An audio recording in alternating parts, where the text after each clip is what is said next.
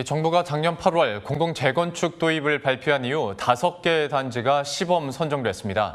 이 사업이 지지부진했던 곳들이었던 만큼 용적률 상향 등 인센티브를 통해 사업에 속도를 낼 것으로 보입니다.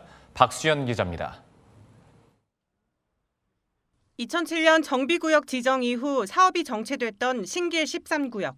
이번 공공재건축 시범단지 선정에 따라 용도 지역을 상향해 최고 35층의 역세권 고층 단지로 조성될 예정입니다.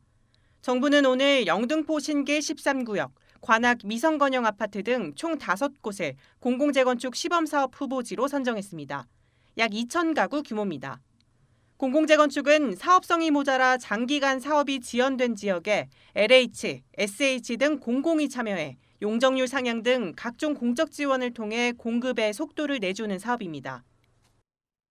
용도 지역 상향 등 도시계획 인센티브를 통해 기존 대비 용적률이 평균 178%포인트 상향되고 공급 세대도 현행 세대수 대비 1.5배 증가하고 조합원의 분담금은 민간 재건축 계획 대비 평균 52% 감소하는 것으로 나타났습니다.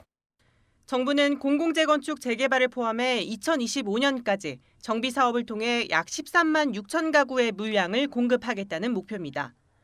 공급 시그널을 줬다는 점에서는 긍정적인 평가가 나옵니다. 단지도 작고 그래가지고 손 안 대놓으면 사업을 가기가 어렸던 곳들이었기 때문에 어느 정도 효과가 있을 거라고 봅니다. 용적률 높여주면 사실 세대수도 커지니까 그런 것들은 적극적으로 검토하겠죠. 다만 사업 활성화를 위해선 주민 동의율이 필수인데 정부가 제시한 인센티브가 민간 대비 크게 매력적이지 않을 것이란 시각도 있습니다. 향후 민간 재건축 시장이 활성화될 경우 재건축 아파트 조합원들이 공공재건축을 선택할 가능성이 낮다는 것도 걸림돌로 꼽힙니다. 규모별, 지역별로 정비사업 양극화가 일어날 가능성도 있습니다.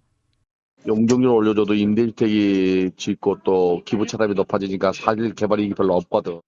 재개발 사업은 수익성이 악화되어서 어려운 지역 또 규모에 관계없이 어려운 지역은 갈 거고 그렇지 않은 지역은 또 반대할 거라고 봐요, 나는. 정부는 지난 2월 발표한 공공시행 직접정비 사업도 총 101곳의 후보지를 접수했고 주민 10% 동의를 거쳐 7월 중 후보지를 선정하겠다고 밝혔습니다. 정부가 남은 공급 대책을 차질 없이 추진하겠다고 강조한 가운데 목표대로 계획이 순항할 수 있을지 주목됩니다. 머니투데이 방송 박수연입니다.